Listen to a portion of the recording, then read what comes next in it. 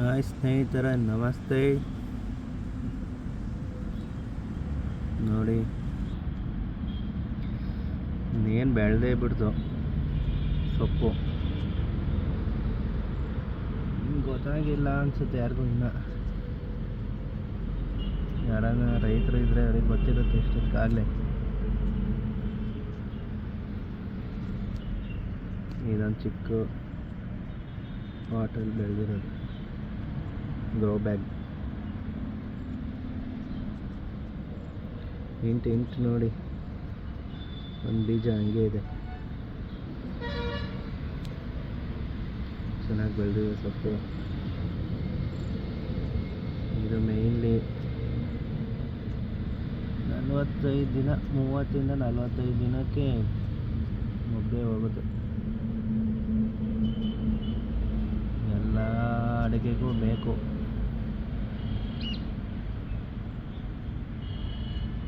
ಇಬ್ಬಳೆ ಎಲ್ಲ ಹಂಗೆ ಇದೆ ನೋಡಿ. ಕೃಷಿ ವಿಚಾರ 2 ಸಬ್ಸ್ಕ್ರೈಬರ್ ಆಗಿದ್ದಾರೆ. ಎಲ್ಲರೂ ಸಬ್ಸ್ಕ್ರೈಬ್ ಮಾಡಿ. Step by step terrace garden start ಮಾಡುವ.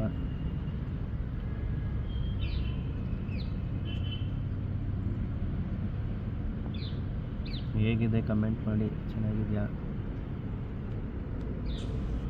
ನಾನು ಹೊಸಬ ಯೂಟ್ಯೂಬಲ್ಲಿ. ಹೇಗಿರುತ್ತೆ, ಹೇಗೆ ತೋಟಗಾರಿಕೆ ಆರ್ಗ್ಯಾನಿಕ್ ಮಾಡ್ಬೋದು ಅನ್ನೋ ಕಾರಣಕ್ಕೆ ಯೂಟ್ಯೂಬ್ ಮಾಡ್ತಾ ಇದ್ದೀನಿ.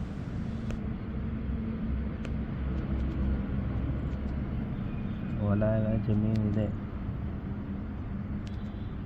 ಆದರೂ ಅದಕ್ಕೆ ಔಷಧಿ ಹೊಡಿತೀವಿ. ಗೊತ್ತಲ್ಲ, ದುಡಿಬೇಕು ರೈತರು ಅಂದರೆ. ಬೆಳೆ ಚೆನ್ನಾಗಿ ಬರಬೇಕು. ಮನೆಗೋಸ್ಕರ ಈ ಥರ ಆರ್ಗ್ಯಾನಿಕಲ್ಲಿ ಟ್ರೈ ಮಾಡ್ಕೊತಾ ಇರ್ತೀವಿ.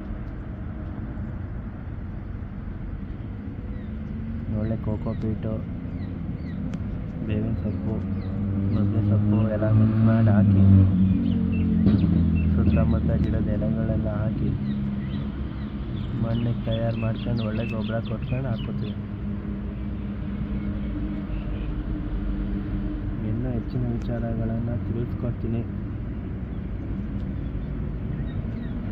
ವಿಡಿಯೋ ನೋಡಿ. ಇದು ಯಾವುದು ಅಂತ ಕಮೆಂಟ್ ಮಾಡಿ ಕೊನೆಗೂ.